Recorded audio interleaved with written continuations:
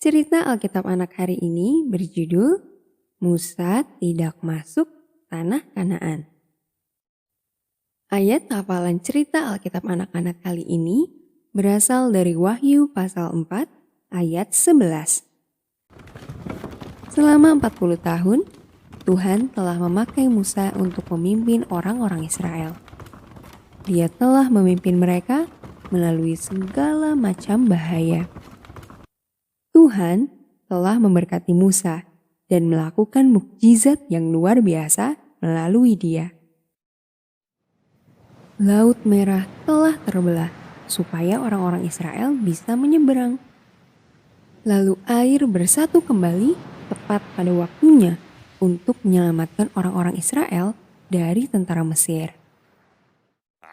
Suatu kali, dalam kemarahan, Musa menggunakan tongkatnya untuk memukul batu, dan air yang banyak telah mengalir.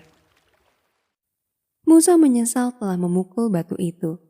Dia tahu Tuhan telah berfirman bahwa sebenarnya berbicara pada batu itu sudah cukup untuk mengeluarkan air dari dalamnya. Tapi Musa malah memukul batu itu. Karena dia tidak taat, Musa tidak bisa menyeberangi sungai Yordan untuk sampai ke Kanaan. Dia harus mengucapkan selamat tinggal kepada orang-orang Israel di sisi sungai Yordan ini. Pada awalnya Musa memohon kepada Tuhan. Ya Tuhan yang berkuasa, biarkanlah aku pergi dan melihat tanah Kanaan itu. Tetapi Tuhan menjawab Musa dengan jelas. Cukuplah Musa, jangan bicara padaku lagi tentang masalah ini. Musa menerima apa yang Tuhan inginkan. Dan Tuhan memberikan kesempatan pada Musa untuk dapat melihat tanah Kanaan itu dari jauh. Naiklah ke puncak gunung Pisga dan lihatlah tanah Kanaan itu dari sana. Tuhan berkata kepada Musa, Karena engkau tidak akan menyeberangi sungai Yordan ini. dengan sedih, Musa berdiri memperhatikan kemah-kemah orang-orang Israel. Orang-orang Israel yang Musa kasih itu baru saja bangun. Banyak dari orang Israel merasa sangat bersemangat untuk menyeberangi sungai Yordan. Tetapi ada juga beberapa orang Israel yang takut. Musa menggelengkan kepalanya dan tersenyum.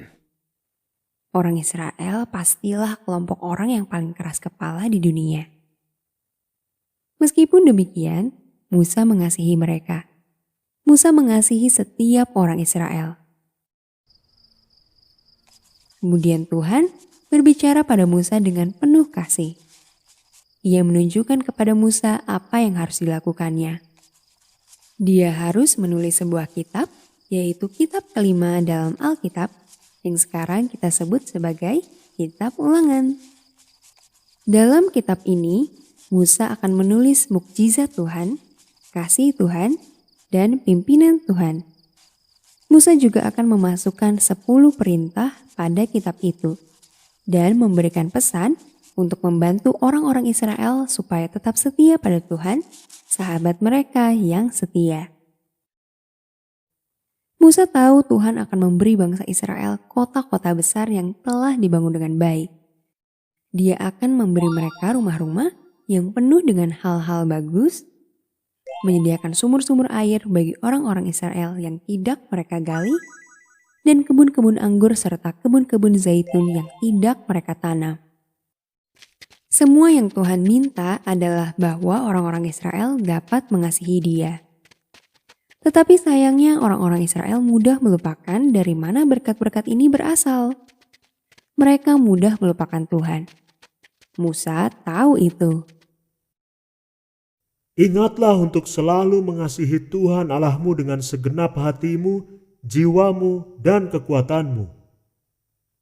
Kata Musa kepada bangsa Israel. Kalau saja orang-orang Israel mau mengasihi Tuhan, kalau saja mereka mau menceritakan kasih Tuhan kepada orang lain, orang-orang Israel akan dapat mengingat Tuhan.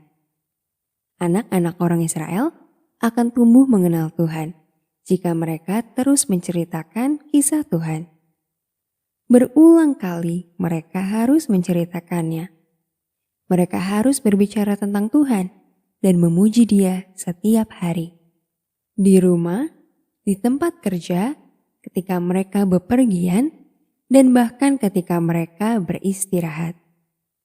Itulah kunci yang penting dalam kehidupan, dan itu sangat sederhana. Tetap mengasihi Tuhan dan terus menceritakan kisahnya.